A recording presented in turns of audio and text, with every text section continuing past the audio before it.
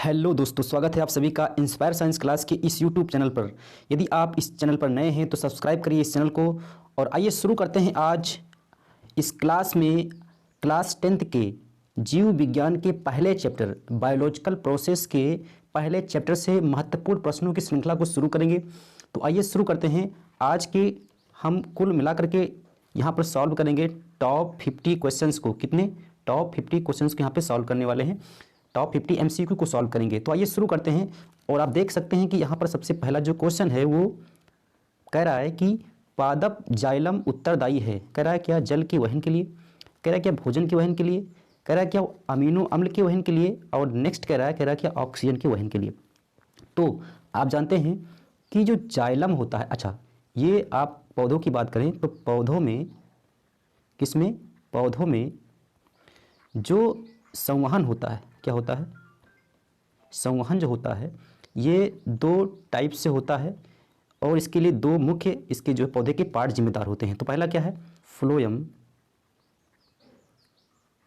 और दूसरा है जाइलम। जाइलम। तो किसी पौधे में जो भी भोजन निर्मित होता है उस भोजन को पौधे के अन्य भागों में या फिर पौधों के जड़ों में या फिर तनों में ले जाने के लिए आपका जिम्मेदार होता है फ्लोएम। लेकिन अगर पौधों के अन्य भागों तक पानी हुआ या फिर जैसे आपका जो है जल हो गया या फिर आपके जो है खनिज पदार्थ जैसे कि लवण हो गए, इन सभी को अगर पौधे के अन्य किसी भाग में ले जाना है तो उसके लिए जिम्मेदार क्या होगा? आपका जाइलम जिम्मेदार होता है। ठीक है। तो पादप में जो जाइलम है ये उत्तरदायी है जल के वहन के लिए। ठीक है। अच्छा, भोजन के वहन के लिए आपका जो है ये आपका फ्लोएम जिम्मेदार होता है। कौन होता है? फ्लोएम जिम्मेदार होता है। ठीक है। तो आइए नेक्स्ट क्वेश्चन देखते हैं। आइए शुरू करते हैं। आइए अगला क्वेश्चन कह रहा है कि पत्तियों में गैसों का आदान प्रदान कहाँ होता है? कह रहा है क्या सिरा में होता है, क्या रंध्र में होता है, क्या मध्य सिरा में होता है, या इनमें से कोई नहीं?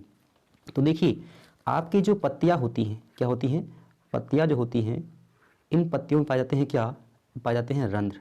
क्या मिलते हैं? रंध्र पाए जाते हैं जिन्हें बोलते हैं स्टोमेटा। क्या बोलते हैं? स्टोमेटा बोलते हैं। यही जो स्टोमेटा होते हैं इन्हीं के द्वारा गैसीय आदान प्रदान संपन्न होता है। ठीक है। और आप जानते हैं कि प्रकाश संश्लेषण की घटना में CO2 को इन्हीं रंध्रों के माध्यम से ही पत्ती के अंदर लिया जाता है और O2 को छोड़ते हैं बाहर इन्वायरमेंट में। ठीक है। तो ये क्या हो जाएगा? इसका सही आंसर होगा रंध्र। आइए नेक्स्ट क्वेश्चन को बढ़ते हैं। आइए शुरू करते हैं। देखिए, कह रहा है स्लाइड को सर्वप्रथम कंपाउंड माइक्रोस्कोप से देखा जाता है। अच्छा, जो माइक्रोस्कोप होता है जीव विज्ञान में या अन्य, आप समझ रहे हैं कि अगर विज्ञान की बात करें तो माइक्रोस्कोप एक इंस्ट्रूमेंट होता है जो कि सूक्ष्म यानी कि इस्तेमाल जो भी चीज़ें होती हैं, छोटी चीज़ों को देखने के लिए उपयोग करते हैं। ठीक है। तो सबसे पहले सर्वप्रथम अगर हमें किसी वस्तु को देखना होता है, स्लाइड को अगर हमें देखना होता है माइक्रोस्कोप से, तो उसको सबसे पहले हम रखते हैं किस पे? 10 गुने पे साइज पे रखते हैं। किस पे? x का मतलब 10x मतलब 10 गुना, और इसका मतलब 5 गुना, इसका मतलब 25 गुना, इसका मतलब 45 गुना पर। ठीक है। तो करेक्ट आंसर आपका है 10 गुना। ठीक है। आइए नेक्स्ट क्वेश्चन शुरू करते हैं। आइए शुरू करते हैं। देखिए, अगला क्वेश्चन कह रहा है रक्त का कौन से अवयव घायल स्थान से रक्त स्राव के मार्ग को रक्त का थक्का बनाकर अवरुद्ध करता है? कह रहा क्या RBC, कह रहा क्या WBC, कह रहा क्या प्लेटलेट्स या लसिका? तो देखिए, आप जानते हैं कि जो RBC होता है इसमें होता है क्या? इसमें होता है हीमोग्लोबिन। क्या होता है? हीमोग्लोबिन होता है जो कि RBC को रेड करता है। क्या करता है? इसको रेड कलर प्रदान करता है। ठीक है। और दूसरा इसका जो मोस्ट इंपॉर्टेंट काम है ये है O2 का वहन। O2 का वहन। ठीक है। उसके बाद अगर हम बात करें WBC की, श्वेत रक्त कोशिकाओं की बात करें, तो इसका जो मुख्य कार्य ये है प्रतिरक्षा तंत्र को विकसित करना। किसको? प्रतिरक्षा यानी कि इम्यूनिटी को मजबूत करना या इसको बनाए रखना। ठीक है। लेकिन जो रुधिर प्लेटलेट्स होती हैं ये रुधिर के बहने को रोक देती हैं। अगर कट पड़ जाए कहीं किसी अंग में तो रुधिर का स्राव जो होता है उसको रोक देते हैं। कौन? रुधिर प्लेटलेट्स। तो सही आंसर हमारा होगा क्या? वो होगा हमारा C। और लसिका का जो कार्य होता है ये आपके शरीर में विभिन्न स्थानों पर लसिका गांठों के रूप में पाई जाती है और इनका कार्य ये है कि अगर कोई विषैली पदार्थ आपने अपनी बॉडी में एब्जॉर्ब कर लिया है तो उसको ये लसिका जो है नष्ट कर देते हैं। ठीक है। तो आइए नेक्स्ट क्वेश्चन को बढ़ते हैं। आइए अगला क्वेश्चन कह रहा है कि हृदय से रक्त रुधिर को संपूर्ण शरीर में पंप किया जाता है फेफड़ों द्वारा, नीले द्वारा, अलिंदों द्वारा, इनमें से सभी। अच्छा, एक ऑप्शन तो आप पहले ही काट दीजिए, ये तो आपका होगा नहीं। फेफड़ों का तो कार्य होता नहीं, सिर्फ गैसीय आदान प्रदान के लिए फेफड़ा होता है। रक्त को पंप करने के लिए या तो नीले होगा, या तो आपका नीले होगा, या तो आपका अलिंद होगा। ठीक है।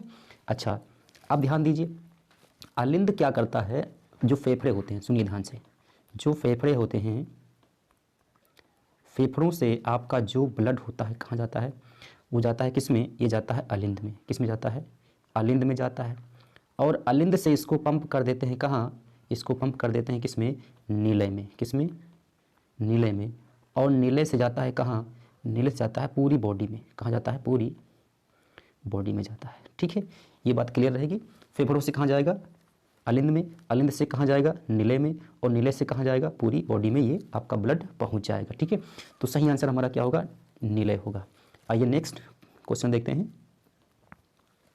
देखिए, कह रहा है कि ईसीजी का पूरा नाम लिखिए। कह रहा है क्या इलेक्ट्रिक कार्डियोग्राम होगा, कह रहा है क्या इलेक्ट्रोकार्डियोग्राफ होगा, क्या इलेक्ट्रो कारपोरेशन होगा, या इनमें से कोई नहीं। तो ईसीजी का जो आपका जो फुल फॉर्म होता है, ईसीजी का होता क्या है, इलेक्ट्रो कार्डियोग्राफ होता है। क्या होता है, इलेक्ट्रोकार्डियोग्राफ होता है। यानी कि ऑप्शन नंबर बी हमारा करेक्ट है। आइए नेक्स्ट क्वेश्चन पर बढ़ते हैं। कह रहा है मैग्नीशियम पाया जाता है क्लोरोफिल में, लाल रक्त कण में, वर्णी लवक में, या श्वेत रक्त कण में। तो देखिए, क्लोरोफिल में हमारा पाया जाता है मैग्नीशियम। क्या पाया जाता है, मैग्नीशियम। और आरबीसी में पाते हैं क्या, पाते हैं Fe यानी कि आयरन। और वर्णी लवक में आप जानते हैं कि आपका क्लोरोफिल कहाँ है, आपका ये एक वर्णी लवक ही है। लेकिन हमारा जो करेक्ट आंसर होगा वो हमारा ऑप्शन नंबर ए होगा। आइए नेक्स्ट क्वेश्चन देखते हैं। आइए, कह रहा है निम्नलिखित में से किसे कोशिका का ऊर्जा मुद्रा के रूप में जाना जाता है। कह रहा है क्या एडीपी है, या एटीपी है, या डीटीपी है, या पीडीपी है। ठीक है, तो देखिए एडीपी यहाँ से जो है, और एटीपी दोनों पे देखिए, और ये आपका आंसर बिल्कुल गलत है, ये दोनों तो बिल्कुल गलत है। अच्छा, कोशिका का जो ऊर्जा मुद्रा के रूप में जानते हैं वो एटीपी है। क्या है, एटीपी है। लेकिन एक बात सुनिए, आपका जो एडीपी है इसके पास भी एनर्जी होती है, इस बात को भी आपको ध्यान में रखना है। बस ये समझिए किसके पास एनर्जी कम होती है। क्यों, क्योंकि एडीपी जो होता है, जो एडीपी होता है, एडीपी में होते हैं 2 फास्फेट बॉन्ड। कितने होते हैं, 2 होते हैं। क्या, 2 होते हैं फास्फेट बंद होते हैं, बंद होते हैं। ठीक है, और एटीपी में होते हैं 3 फास्फेट बंद। ठीक है, अब एक चीज़ और समझिए, एक चीज़ यहाँ पे और समझिए, कलर चेंज करते हैं। देखिए, जो हमारा एटीपी है, एटीपी से ही बनता है क्या, एटीपी से ही बनता है हमारा एडीपी, एटीपी से ही बनता है हमारा एडीपी। और ये कब बनता है, जब एक फास्फेट ग्रुप निकलता है, और जब ये फास्फेट ग्रुप निकलता है तब एनर्जी प्राप्त होती है। लेकिन एडीपी से अगर हम एक और फास्फेट ग्रुप निकाल दें, एक और फास्फेट ग्रुप अगर हम निकाल दें, तो भी हमें एनर्जी प्राप्त होगी, लेकिन उसकी मात्रा यहाँ पे कम होगी। ठीक है, लेकिन हमारा करेक्ट आंसर हमारा एटीपी होगा। ठीक है, अगर एटीपी ना होता तो एडीपी हम लगा सकते थे। आइए नेक्स्ट क्वेश्चन देखते हैं। चलिए, कह रहा है पौधों में श्वसन क्रिया के अंतर्गत एडीपी के टूटने से कितनी ऊर्जा मुक्त होती है। देखो यहाँ पे एडीपी दे रखा है, तो ये आपका कह रहा है कि 30.5 किलो जूल पर मोल, 305 किलो जूल पर मोल, यहाँ पे मोल लिखा हुआ है, 3.5 किलो जूल पर मोल। आपका इसमें जो करेक्ट आंसर होगा ऑप्शन नंबर सी यहाँ पे बिल्कुल करेक्ट हो जाएगा। ठीक है, ये आपको ध्यान रखना है, ये एडीपी की बात हो रही है, एटीपी की बात नहीं हो रही है। बात क्लियर हुई। आइए नेक्स्ट क्वेश्चन देखते हैं। कह रहा है प्रकाश संश्लेषण क्रिया में ऑक्सीजन बाहर निकलता है। अच्छा, ये कह रहा है क्या जल से निकलेगी, क्या CO2 से निकलेगा, क्या ग्लूकोज से, या डिक्ट्यूजोम से। तो देखिए ये क्वेश्चन वेरी इंपॉर्टेंट है, इसको वेरी इंपॉर्टेंट टिक कर लीजिएगा, इसके आने के चांस बहुत ज़्यादा है एग्जाम में। तो इसका जो पहले समझिए करेक्ट आंसर आपका पहला होगा जल से। यहाँ से जो जल है H2, इसी से आपका O2 प्राप्त होता है। ठीक है, लेकिन जो CO2 है ये बदलता है किस में, ये बदलता है किस में, ये बदलता है ग्लूकोज में, ये बदलता है ग्लूकोज में, ये ग्लूकोज में चेंज होता है, ये देखो बना हुआ है। और डिक्टियोजोम आपका आंसर बिल्कुल नहीं हो सकता। ये क्यों नहीं हो सकता, क्योंकि आप जानते हैं कि किसी भी कोशिका में एक केंद्रक होगा, और इसी में होता है क्या, इसी में होता है गाल्जी काय, इसी में होता है गाल्जी काय, इसी को गाल्जी बोर्ड। ठीक है, अगर हम एनिमल सेल की बात करते हैं, किसकी, एनिमल सेल की बात करते हैं, तो एनिमल सेल में इसी अंगक को बोलते हैं गाल्जी काय। और अगर वो प्लांट सेल है, कौन है, अगर वो प्लांट सेल है तो प्लांट सेल में इसी अंग को बोलते हैं क्या, इसी को बोलते हैं डिक्टियोसोम बोलते हैं, डिक्टियोसोम बोलते हैं। ठीक है, आइए नेक्स्ट क्वेश्चन देखते हैं। आइए नेक्स्ट क्वेश्चन देखते हैं। कह रहा है स्वापोषी पोषण के लिए क्या आवश्यक है? कह रहा है CO2, क्लोरोफिल, सूर्य का प्रकाश या इनमें से सभी। तो देखिए स्वापोषी जो पोषण होता है इसके लिए जिम्मेदार कौन कौन सी चीज़ें होती हैं, नोट कर लीजिए। पहला होगा आपके पास में आपका CO2 होगा, ठीक है। दूसरा आपके पास में होगा जल, और तीसरा आपके पास में क्या होगा, क्लोरोफिल, क्लोरोफिल, क्लोरोफिल। अगला आपके पास में होगा प्रकाश, क्या होगा, प्रकाश होना चाहिए, ठीक है। ये चार चीज़ें मोस्ट इंपॉर्टेंट हैं, और इन्हीं चार चीज़ों की उपस्थिति के कारण ही आपका जो है भोजन निर्मित हो पाता है पौधों के अंदर, ठीक है, पत्तियों में, ठीक है। ये इसके लिए अनुकूल परिस्थितियाँ। तो बताइए इसमें से कौन सा होगा? ऑप्शन नंबर डी इसमें बिल्कुल करेक्ट हो जाएगा। आइए नेक्स्ट क्वेश्चन देखते हैं। आइए शुरू करते हैं। कह रहा ऑक्सिन क्या है? कह रहा वसा है या एंजाइम है या हार्मोन है या कार्बोहाइड्रेट है? तो देखिए ऑक्सिन एक हार्मोन है, और ये है आपका जो है ये आपका है प्लांट हार्मोन। क्या है? ये एक प्लांट हार्मोन है। प्लांट हार्मोन में आपका जैसे जिब्रेलिन हो गया, क्या हो गया, जिब्रेलिन हो गया, ठीक है। आपका ऑक्सिन हो गया, आपका साइटोकाइनिन हो गया। ऐसे बहुत सारे आपके हार्मोन्स होते हैं जो प्लांट्स में होते हैं, लेकिन आपको ऑक्सिन याद रखना है, ये पूछा गया है। तो ऑक्सिन क्या है? एक हार्मोन है जो कि प्लांट हार्मोन है, ठीक है। आइए नेक्स्ट क्वेश्चन देखते हैं। द्विखंडन किस में होता है? कह रहा द्विखंडन किस में होता है? तो किस में होता है द्विखंडन? किस में होता है? कह रहा अमीबा में होता है, क्या पैरामीशियम में होता है, या लीशमैनिया में होता है, या इनमें से सभी में होता है? तो बताइए द्विखंडन किस में होता है? द्विखंडन किस में होता है? अमीबा में होता है, ठीक है। अमीबा आप देखते हैं, अमीबा में ये आपका जो है बीच से डिवाइड होता है और इसके दो पार्ट्स बन जाते हैं, दो अमीबा बनते हैं, ठीक है। दो अमीबा आपके यहाँ से बन जाते हैं, ठीक है। आइए नेक्स्ट क्वेश्चन देखते हैं। कह रहा इथाइल एल्कोहल किस प्रकार के श्वसन में बनता है? आप ध्यान दीजिए, आप जानते हैं कि वायवीय श्वसन में आपका जो ग्लूकोज होता है, कौन, ग्लूकोज होता है, इसका पूर्ण दहन होता है। और हम यहाँ पर आपका जो है O2 नहीं लिखे हैं, बस आप समझिए कि इसका जब पूर्ण दहन होता है O2 की मदद से, तो CO2 और प्लस में आपका जो है जल बनता है और प्लस में एनर्जी आपको मिलती है। लेकिन जो अवायवीय श्वसन होता है इसमें इसी का क्या होता है, इसी का जो है ऑक्सीकरण होता है, लेकिन यहाँ पे बनता क्या है, यहाँ पे बनता है C2H5OH बनता है, और प्लस में CO2 और प्लस में आपका जो है एनर्जी प्राप्त होती है। इसलिए आपका जो अवायवीय श्वसन है ये आपका बिल्कुल करेक्ट आंसर यहाँ पे हो जाएगा। आइए नेक्स्ट क्वेश्चन की ओर बढ़ते हैं। आइए कह रहा है यकृत से निम्न में से कौन सा रस निकलता है? कह रहा है क्या लाल रस निकलता है, जठर रस निकलता है, पित्त रस निकलता है, तिल रस निकलता है? ये बिल्कुल फालतू का ऑप्शन यहाँ पर देखिए। लाल रस निकलता है कहाँ से? आपके लार ग्रंथियों से निकलता है। कहाँ से? लार ग्रंथियों से, लार ग्रंथियों से निकलता है जो कि मुख में होती है। जठर रस निकलता है आमाशय से। कहाँ से? आमाशय से, आमाशय से निकलता है। जो पित्त रस निकलता है ये निकलता है कहाँ से? ये निकलता है यकृत से। कहाँ से? यकृत से। तो आपका ऑप्शन नंबर सी बिल्कुल करेक्ट आंसर हो जाएगा। आइए नेक्स्ट क्वेश्चन की ओर बढ़ते हैं। कह रहा प्रकाश संश्लेषण कहाँ होता है? कह रहा कवक में, जंतुओं में, हरे पौधों में या परजीवियों में? तो आप जानते हैं बिल्कुल करेक्ट आंसर इसका सी हो जाएगा। आइए नेक्स्ट क्वेश्चन देखते हैं। कह रहा हरे पौधे कहलाते हैं, ये भी आपको बिल्कुल पता है, ये कहलाते हैं क्या? उत्पादक कहलाते हैं, ठीक है। अब घटक नहीं कहलाते हैं, उपभोक्ता भी नहीं कहलाते हैं, आहार श्रृंखला तो बिल्कुल नहीं कहलाते हैं। नेक्स्ट क्वेश्चन देखिए। कह रहा इनमें सामान्यतः किसका उपयोग कोशिका द्वारा ऊर्जा उत्पादन के लिए होता है? कह रहा अमीनो अम्ल या वसा अम्ल या ग्लूकोज या सुक्रोज? ठीक है। अब आपको बिल्कुल पता होगा कि जो कोशिकाएं होती हैं, कोशिकाएं जो होती हैं वो ग्लूकोज का क्या करती हैं, ग्लूकोज का क्या करती हैं, ग्लूकोज आपका जो है इसका होता है ऑक्सीडेशन, ऑक्सीडेशन। और इससे क्या बनती है? इसी से बनती है एटीपी, इसी से बनती है एटीपी, और एटीपी क्या है? ऊर्जा का सिक्का है। तो ग्लूकोज यहाँ पे आपका करेक्ट आंसर हो जाएगा। नेक्स्ट क्वेश्चन देखिए। कह रहा है मनुष्यों में सांस लेने और छोड़ने की क्रिया को क्या कहा जाता है? तो ध्यान दीजिए, कह रहा है क्या श्वसन कहलाता है, क्या श्वास कहलाता है, क्या निःश्वसन कहलाता है, या निःश्वसन कहलाता है? तो श्वसन जो होती है ये जो प्रक्रिया है ये अंतः प्रक्रिया है। क्या ये? अंतः प्रक्रिया है। कहने का मतलब ये हुआ ये कोशिकीय प्रक्रिया है। कैसी है? कोशिकीय प्रक्रिया है। ये होती है सेलुलर लेवल पे। कहाँ होती है? सेलुलर लेवल पे होती है। लेकिन जो श्वासोच्छ्वास है ये एक बाह्य है, यानी कि ये जो है आपका एक्सटर्नल एक बाह्य प्रक्रिया है जिसमें कि आपके बाह्य अंग कार्य करते हैं, ठीक है। निःश्वसन और निःश्वसन इन दोनों को मिला करके बोलते हैं क्या? श्वासोच्छ्वास बोलते हैं। तो हमें सांस लेने और छोड़ने दोनों देखना है, साथ में देखना है। तो हमारा ऑप्शन नंबर बी बिल्कुल करेक्ट आंसर हो जाएगा। नेक्स्ट आइए। कह रहा है निश्वास द्वारा निकली वायु में रहती है क्या? क्या CO2 होती है, क्या O2 होती है, क्या पायरुवेट होता है, क्या नाइट्रोजन होता है? तो देखिए निश्वास मतलब सांस को छोड़ते वक्त CO2 होता है, बिल्कुल आपको पता है, ऑप्शन नंबर ए करेक्ट है। लेकिन जो O2 है इसको हम जो है जब सांस अंदर लेते हैं तब वो O2 लेते हैं, ठीक है। पायरुवेट क्या है? आप जानते हैं पायरुवेट का निर्माण किससे होता है? ग्लूकोज से होता है। ग्लूकोज किससे होता है? ग्लूकोज से होता है, C6H12। और इसका क्या होता है? अवायवीय श्वसन, और क्या बनता है? पायरुवेट बनता है। क्या बनता है? पायरुवेट बनता है।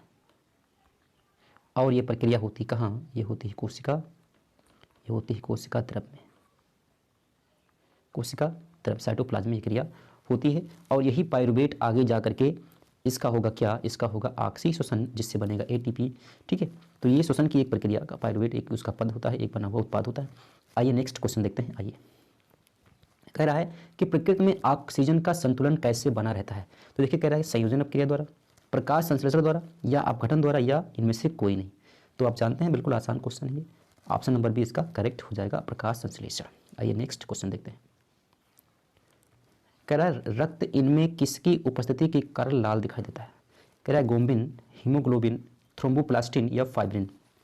तो देखिए रक्त लाल दिखाई देता है, यानी कि आप जानते हैं कि इसमें हीमोग्लोबिन पाया जाता है, इसलिए लाल लाल जो है दिखाई देता है।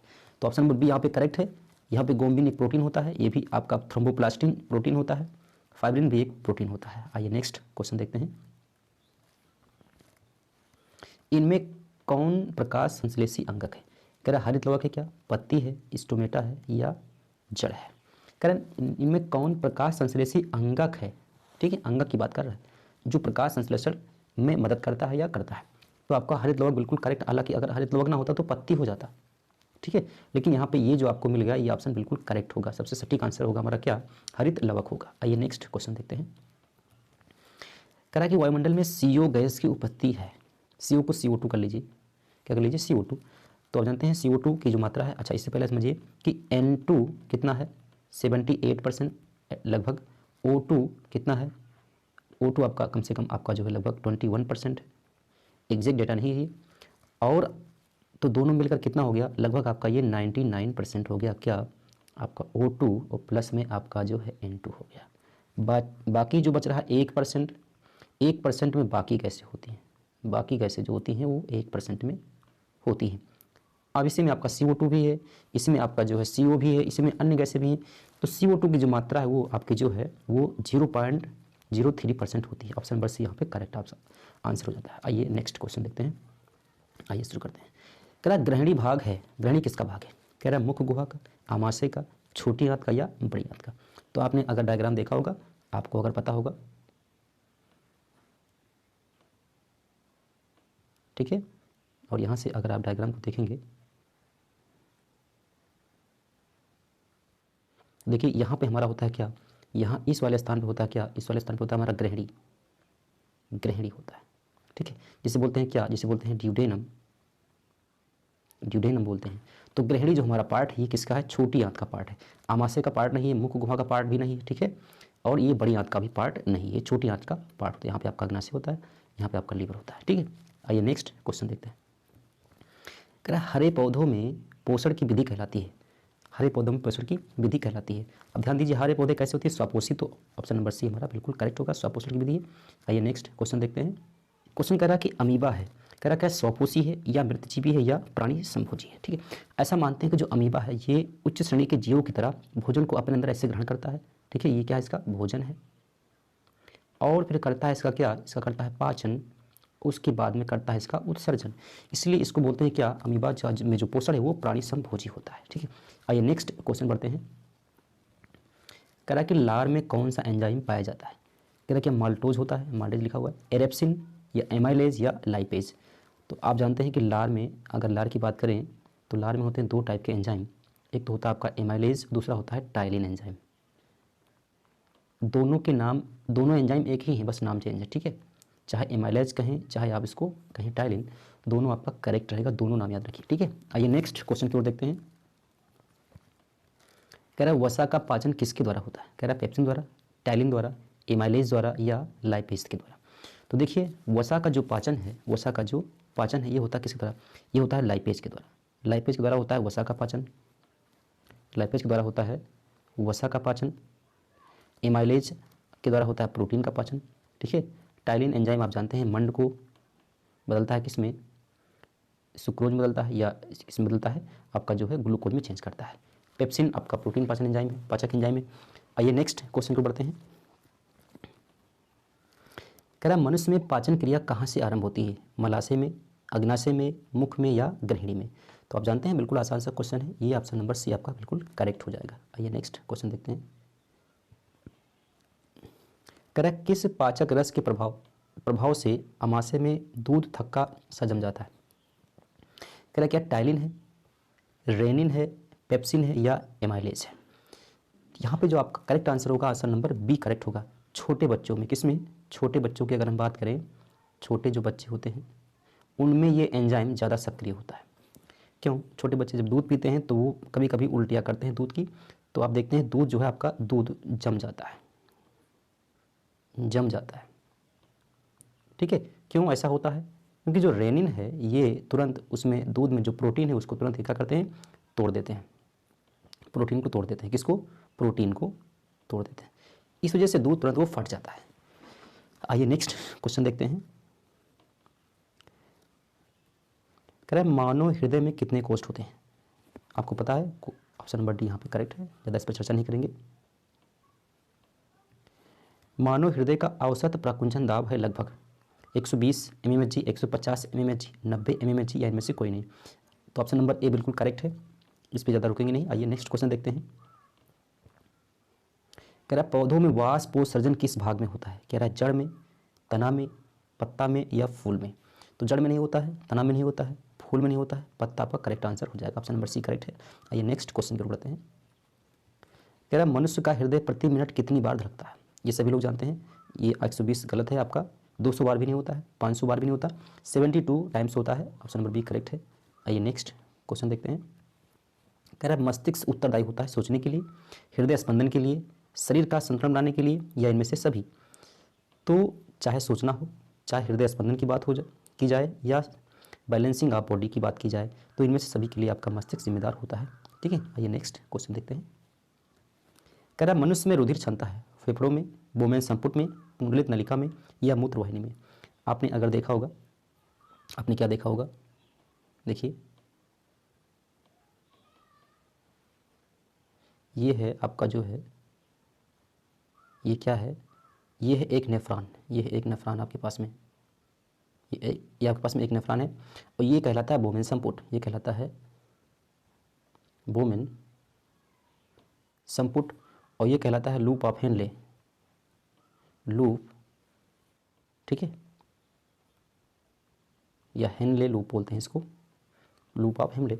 ये है आपका जो है पीसीटी, ये आपका है डीसीटी, ठीक है। और यहाँ पे संग्रही नलिका होती है, आप समझ सकते हैं।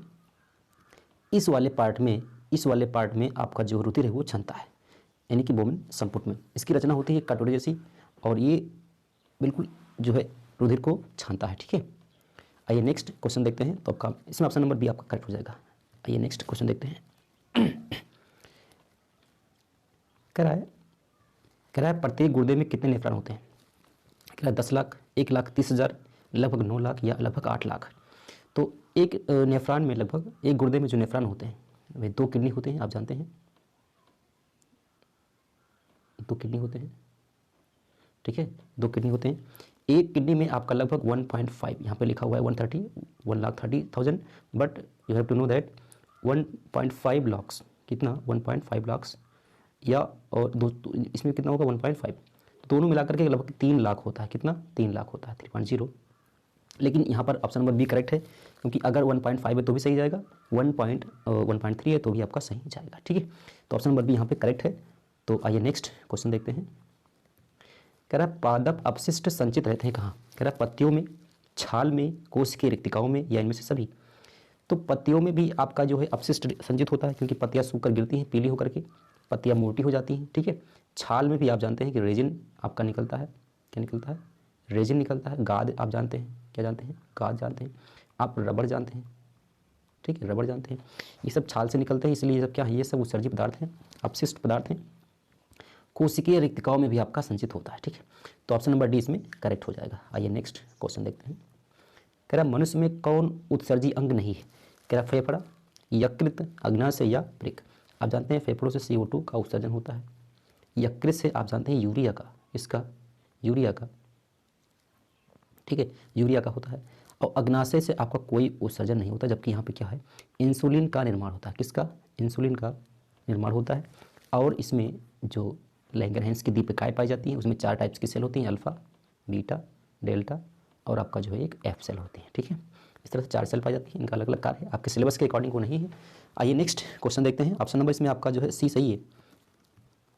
क्वेश्चन नंबर 41 देखिए, कह रहे डायलिसिस मशीन द्वारा रक्त के शुद्धिकरण की प्रक्रिया क्या कहलाती है? हीमोडायलिसिस या डायलिसेट या सिलोफेन या डायलाइजर। देखिए डायलाइजर बोलते हैं इस मशीन को, ठीक है, जो डायलिसिस में यूज होती है, एक पार्ट होता है उसको बोलते हैं डायलाइजर, और सिलोफोन एक पेपर होता है। डायलिसेट या कुछ नहीं होता, फालतू का है। हीमोडायलिसिस जो प्रक्रिया है इसी को बोलते हैं क्या? इसी को बोलते हैं आपका जो है रक्त शुद्धिकरण की प्रक्रिया, जो कि ये जो है आपका आर्टिफिशियल होता है। कैसा होता है? आर्टिफिशियल होता है। ठीक है, आर्टिफिशियल होता है। डायलिसिस आपने सुना होगा। आइए नेक्स्ट क्वेश्चन की ओर बढ़ते हैं। ऑप्शन नंबर यहाँ पे ए करेक्ट है। कह रहा है सामान्यतया ग्लोमेरुलर फिल्ट्रेट में निम्नलिखित में से कौन उपस्थित नहीं होता है? ठीक है, आप जानते हैं कि जो आपका यहाँ पे आपका जो यहाँ पे नेफ्रॉन होता है, ये क्या बनाता है? ये आपका वुमेन संपुट है, वुमेन संपुट, वुमेन कैप्सूल है, वुमेन कैप्सूल है। ठीक है, ये आपका जो है PCT, ये आपका DCT यहाँ पे, और ये आपका जो हेनले का लूप होता है, लूप ऑफ हेनले। ठीक है, अब ध्यान दीजिए यहाँ पर जो आपका यहाँ पे जो छनने की प्रक्रिया है रुधिर की, तो छन करके आपका लगभग 180 लीटर छनित्र आपको प्राप्त होता है। इस छनित्र में ये पर डे का है डेटा, और इसमें आपके पास इसमें ग्लूकोज भी होता है, ठीक है, इसमें सोडियम क्लोराइड भी होता है, इसमें अमीनो अम्ल भी होता है, लेकिन एल्ब्यूमिन नहीं होता है। ठीक है, कौन नहीं होता है? एल्ब्यूमिन इसमें नहीं होता, ये एक प्रोटीन है, ये इसमें नहीं होता है। तो 180 लीटर में इसका जो है पुनः, हालांकि ग्लूकोज का, सोडियम क्लोराइड का या एमिनो एसिड का, इन सभी का इन PCT और DCT के माध्यम से और लूप ऑफ हेनले के माध्यम से पुनः इसको रुधिर में अवशोषित करते हैं। ठीक है, जिसको कहते हैं चयनात्मक पुनरावशोषण। तो वो प्रक्रिया हम इसके लिए एक वीडियो बना चुके हैं, उसमें आप देख सकते हैं। ठीक है, तो ऑप्शन नंबर आपका डी यहाँ पे करेक्ट होगा। आइए नेक्स्ट क्वेश्चन देखते हैं। कह रहा है कि जीवों के शरीर से उपापचयी क्रियाओं के फलस्वरूप उत्पन्न अपशिष्ट पदार्थों का निष्कासन क्या कहलाता है? ध्यान दीजिए, कह रहा क्या श्वसन है, कह रहा क्या उत्सर्जन है, कह रहा क्या पोषण है, या फिर परिवहन है? परिवहन नाम की कोई चीज़ नहीं है, ठीक है, ये अलग चीज़ है। श्वसन में आप जानते हैं कि ऊर्जा का उत्पादन होता है, किसका? ऊर्जा का, और ये कोशिकीय लेवल पे होता है। उत्सर्जन और पोषण, देखिए पोषण वो प्रक्रिया जिसके कारण हमें एनर्जी प्राप्त होती है, ठीक है, और जो उत्सर्जन है यही वो प्रक्रिया है जिसके कारण उपापचयी क्रियाओं के फलस्वरूप जो उत्पन्न अपशिष्ट होते हैं उनको बाहर किया जाता है, शरीर के बाहर करते हैं। ठीक है, तो ऑप्शन नंबर आपका सी यहाँ पे, सॉरी ऑप्शन नंबर बी आपका यहाँ से करेक्ट हो जाएगा। आइए नेक्स्ट क्वेश्चन देखते हैं। कह रहा वृक्क की भीतरी नतोदर सतह जहाँ से वृक्क धमनी वृक्क में प्रवेश करती है तथा वृक्क सिरा बाहर निकलती है, उसे क्या कहते हैं? कह रहा क्या प्रंतस्थ भाग कहते हैं, क्या अंतस्थ भाग कहते हैं, क्या हाइलम कहते हैं, या हेलने का चाप कहते हैं? आपने हेलने का चाप देखा था अभी, तो ये वृक्क की बात हो रही, नेफ्रॉन की बात नहीं, तो ये ऑप्शन आपका बिल्कुल काट जाएगा। अब देखिए ध्यान से, ये वृक्क हो गया, ये वाला पार्ट देखिए, ये आपका महाधमनी हो गया, ये आपका सिरा हो गया, दोनों के मिलने के स्थान को बोलते हैं क्या? हाइलम बोलते हैं। क्या बोलते हैं? हाइलम बोलते हैं। ऑप्शन नंबर आपका सी यहाँ पे बिल्कुल करेक्ट हो जाएगा। आइए नेक्स्ट क्वेश्चन देखते हैं। कह निम्नलिखित में से कौन प्रोटीन एवं अमीनो अम्ल के विखंडन से बनता है? तो यूरिक अम्ल कह रहा है, क्या अमोनिया बनेगी, क्या यूरिया बनेगा, या इनमें से सभी बनेगा? अच्छा, जो प्रोटीन और एमिनो अम्ल हैं दोनों के विखंडन से जो बनता है, यूरिक अम्ल बनेगा, अमोनिया भी बनेगा, यूरिया भी बनेगा। ये तीनों चीज़ें आपकी यहाँ से प्राप्त होती हैं, इसलिए ऑप्शन नंबर आपका डी यहाँ पे करेक्ट हो जाएगा। ठीक है, आइए नेक्स्ट क्वेश्चन देखते हैं। कह रहा है यूरिया रक्त में कहाँ से प्रवेश करती है? फेफड़ा से, यकृत से, श्वास नलिका से, या वृक्क से? अच्छा, ये जानने के लिए आपको पता होना चाहिए कि यूरिया बनती कहाँ है, कहाँ बनती है? ये आपका निर्माण होता है कहाँ? लीवर में। कहाँ? लीवर में, यानी कि यकृत में। तो जाहिर सी बात है कि यकृत से ही प्रवेश करेगी। ऑप्शन नंबर भी यहाँ पे आपका बिल्कुल करेक्ट हो जाएगा। आइए नेक्स्ट क्वेश्चन देखते हैं। कह रहा है रेजिन किस पौधे का उत्सर्जी पदार्थ है? कह रहा है बबूल का, कनेर का, पीपल का, या चीड़ का? तो चीड़ का होता है रेजिन। ठीक है, रेजिन किसका है? ये चीड़ का है। आइए ऑप्शन नंबर डी यहाँ पे करेक्ट है। आइए क्वेश्चन नंबर नेक्स्ट देखते हैं, क्वेश्चन नंबर 49 देखते हैं। आइए शुरू करते हैं। देखिए कह रहा है पादप अपशिष्ट संचित रहते हैं कहाँ? पत्तियों में, छाल में या कोशिकीय रिक्तिकाओं में। ये क्वेश्चन हो चुका फिलहाल। तो पत्तियों में भी होता है, छाल में भी होता है, कोशिकीय रिक्तिकाओं में होता है, यानी कि ऑप्शन नंबर डी इसमें बिल्कुल करेक्ट होगा। आइए नेक्स्ट क्वेश्चन देखते हैं। देखिए कह रहा है पादप अपशिष्ट, ये तो हो गया। नेक्स्ट क्वेश्चन देखिए, कह रहा है मनुष्य में वृक्क संबंधित है किससे? पोषण से, श्वसन से या उत्सर्जन से या परिवहन से।